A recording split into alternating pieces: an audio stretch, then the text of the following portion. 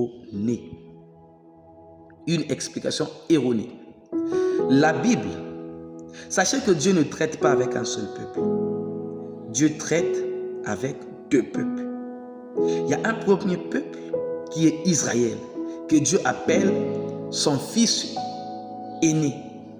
Et il y a un deuxième peuple qui était caché, que l'ombre n'a pas révélé, mais que la grâce est venue révéler. Son entrée dans l'alliance est même un mystère que même Israël n'a pas pu comprendre. Ce peuple, c'est l'Église. C'est l'Église, c'était dans l'ombre. Quand vous allez voir entre Ésaü et Jacob, l'Église est là. L'Église est là. Quand vous allez voir Léa et Rachel, l'Église est là.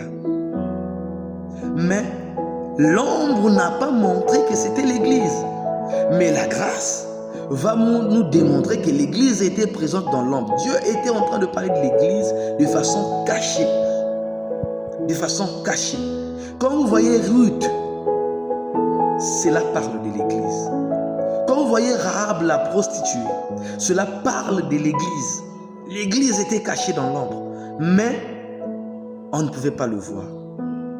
Donc, j'ai pris ces éléments pour d'abord montrer que Dieu ne traite pas seulement avec un seul peuple. Avant de traiter avec l'Église, Dieu a commencé à traiter avec Israël.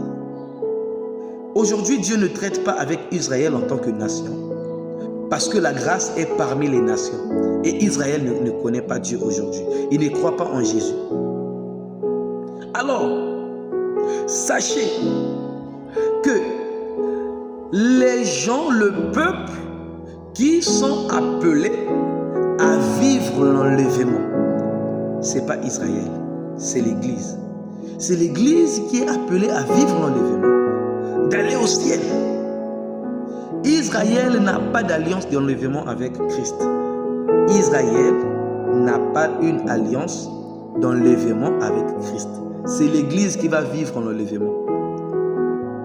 Donc, les vierges sages qui sont allées à la rencontre de l'époux, c'est ça l'Église qui ira à la rencontre de Christ pour aller à la maison des noces, au festival des noces. L'enlèvement, c'est pour aller au palais des noces. Or, qui est l'époux? Les vierges sages, c'est ça l'Église. Qui est l'époux, c'est Christ. Et l'épouse, ce sont les vierges sages. C'est l'image de l'Église. La lampe allumée, c'est ça, la vie de la parole. Mais c'est aussi ça le Saint-Esprit. D'abord, l'huile nous parle du Saint-Esprit et la lampe aussi nous parle de la parole. Tes paroles sont pour nous une lampe à nos pieds. Or, l'huile a pour rôle de faire vivre la lampe, de faire vivre la lampe pour qu'il y ait une flamme.